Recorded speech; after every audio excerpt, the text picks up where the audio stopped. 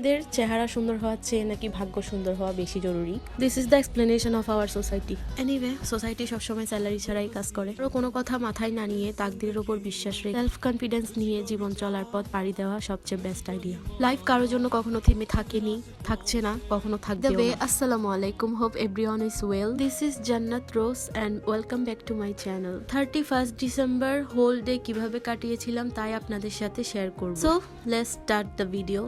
Early morning ঘুম থেকে উঠে এক গ্লাস চিয়া সিড পান করে দেন দুটো রুটি সেঁকে নিয়ে নাস্তা করে নিলাম। দেন বাসায় কয়েকটা গেস্ট আসছিল সকাল সকাল, তাই তাদের জন্য ঝটপট কয়েকটা লুচি বানিয়ে ফেললাম, ফুলকো ফুলকো নরম লুচি। এইদিকে গেস্ট কোল্ড ড্রিঙ্কস এনেছিল অ্যান্ড আমার বোনের ছেলে লুকিয়ে কোল্ড ড্রিঙ্কস নিচ্ছিল। আমি ওকে না বলে ক্লিপটা নিচ্ছিলাম। আমাকে রিকোয়েস্ট করছিল যে ওর মাম্মিকে যেন না বলি যে সে কোল্ড ড্রিঙ্কস খাচ্ছে। কোল্ড ড্রিঙ্কস আসলে ছোটরা বড়রা অ্যাভয়েড করাই ভালো। যত কম খাওয়া যায় ততই হেলথের জন্য বেনিফিশিয়াল। দেন আফটারনুনে শাওয়ার নিয়ে লাঞ্চ টাইমে 1 কাপ পরিমাণ বিরিয়ানি নিয়ে খেয়ে নিলাম। লাঞ্চ করার পর সুন্দর করে রেডি হয়ে ফ্যামিলি নিয়ে ঘুরতে চলে গেলাম ভাটিয়ারি। আর এখানে natural view just looking amazing. তার মধ্যে উইন্টারের ওয়েদার, উফ এত সুন্দর লাগছিল মাশাআল্লাহ। এইদিকে একটা কিউট ছাগলছানা দেখে আমি এটাকে আদর করছিলাম। অ্যানিমেলস আমি অনেক লাইক করি, বিশেষ করে বিড়াল, ছাগল। দেন বোটের ওখানে গেলাম, বোটে উঠলাম, চারদিকে পানি আর পানি, খুব এনজয় করলাম আলহামদুলিল্লাহ। এরপর ওখান থেকে আসার সময় একটা রেস্টুরেন্টে গেলাম, গিয়ে মাত্র মেনু দেখে ক্যাপাচিনো কোল্ড কফি অর্ডার করলাম। দেন ওয়েট করছিলাম, ফাইনালি কফি চলে আসছিল। দেন কফিটা খাচ্ছিলাম। খাওয়া শেষে তাড়াহুড়া করে বাসায় চলে আসছিলাম, কজ রাতে বিয়ের দাওয়াত আছে। বাসায় গিয়ে রেডি হয়ে আবারও রাতে চলে আসলাম বিয়ের দাওয়াতে।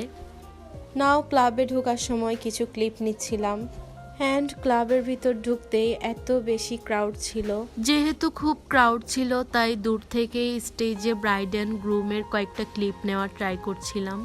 এনিওয়ে, কিছুক্ষণ বসার পর চলে গেলাম 3rd ফ্লোরে খাওয়া দাওয়া করার জন্যে। ওখানে গিয়ে পাশাপাশি দেখছি একটা কিড জোন আছে ছোট, তো ওখানে আমার বোনের বাচ্চারা খেলছিল, এনজয় করছিল। এইটা আমার সেজো বোনের ছোট ছেলে, ও এত কিউট কিউট কথা বলে মাশাআল্লাহ। ওকে আদর করতে, ওর সাথে টাইম স্পেন্ড করতে আমার অনেক বেশি ভালো লাগে।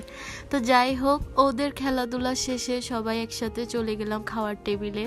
খাওয়া দাওয়া শেষে এবার নিজের কয়েকটা শর্ট ক্লিপস নিলাম। এইদিকে 12টা বাজতে মেবি 10 or 15 মিনিট বাকি ছিল। আনফর্চুনেটলি বিয়েতে যেতে আমরা লেট হয়ে গিয়েছিলাম। বাই দ্য ওয়ে, 31st নাইটের খুব বেশিক্ষণ লেট ছিল না। তাড়াহুড়ো করে বাসায় এসে সবাই মিলে ছাদে চলে গেলাম। সবাই মিলে ছাদে গিয়ে আতশবাজি দেখছিলাম।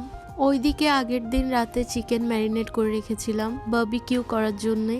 কিন্তু বিয়ে খেয়ে এসে সবাই এতটা ফুল ছিলাম যে 31st নাইটের দিন আর বারবিকিউগুলো খাওয়া হয়নি। যাই হোক, সবার জন্য এসপ্রেসো মেক করে ওটা নিয়ে ছাদে গিয়ে দেন ওটা খাচ্ছিলাম আর আতশবাজি দেখছিলাম। আজকের জন্য এতটুকুই। So thanks for watching this whole video. Stay with me. আল্লাহ হাফেজ।